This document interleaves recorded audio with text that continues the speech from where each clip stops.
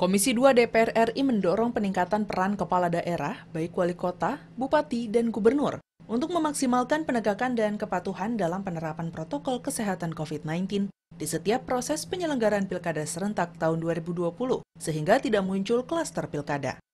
Ditemui di Gedung Nusantara DPR RI Jakarta, anggota Komisi 2 DPR RI Gus Pardi Gaus menyoroti lemahnya koordinasi antara penyelenggara pilkada dengan aparat penegak hukum dalam pengawasan penerapan protokol COVID-19. Gus Pardi berpendapat, KPU dan Bawaslu harus bekerja sama dengan kepala daerah, wali kota, bupati, dan gubernur membuat aturan tegas pelaksanaan protokol kesehatan COVID-19. Menjadi tugas dan tanggung jawab dari kepala daerah terhadap pelaksanaan, walaupun penyelenggara pilkada itu adalah KPU, Bawaslu, tetapi peran daripada pemerintah yang bersangkutan tentu kita harapkan. Anggota Komisi 2 DPR RI Johan Budi menegaskan, penambahan anggaran pilkada serentak tahun 2020 untuk penegakan protokol COVID-19 harus tepat guna.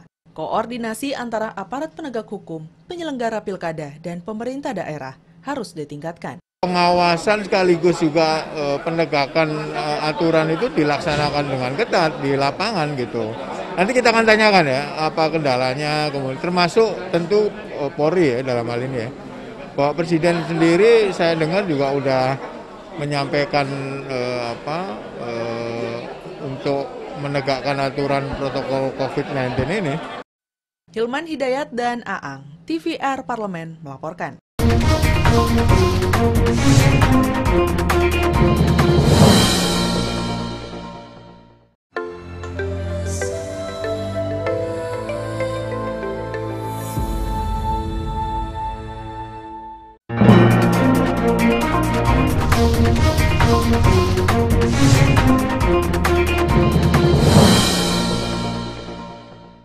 Komisi 2 DPR RI meminta pemerintah menjaga independensi dan kualitas calon pegawai negeri sipil.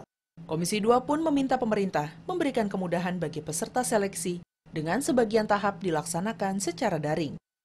Dalam rapat kerja dengan Menteri Pendayagunaan Aparatur Negara dan Reformasi Birokrasi, Komisi 2 DPR RI meminta penyelenggara seleksi kompetensi bidang di tengah pandemi bisa tetap menjaga kualitas. Anggota Komisi 2 DPR RI Agung Widiantoro menjelaskan, pemerintah harus memberikan kemudahan pada peserta untuk bisa mengikuti secara daring di lokasi mereka tanpa menurunkan objektivitas dan kualitas seleksi.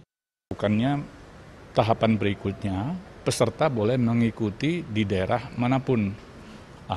Ini menjadi pertanyaan bagi kami, sampai sejauh mana independensi atau objektivitas dari panitia seleksi agar tidak mendowngrade atau mendegradasi basic kompetensi atau kemampuan peserta di satu wilayah gitu.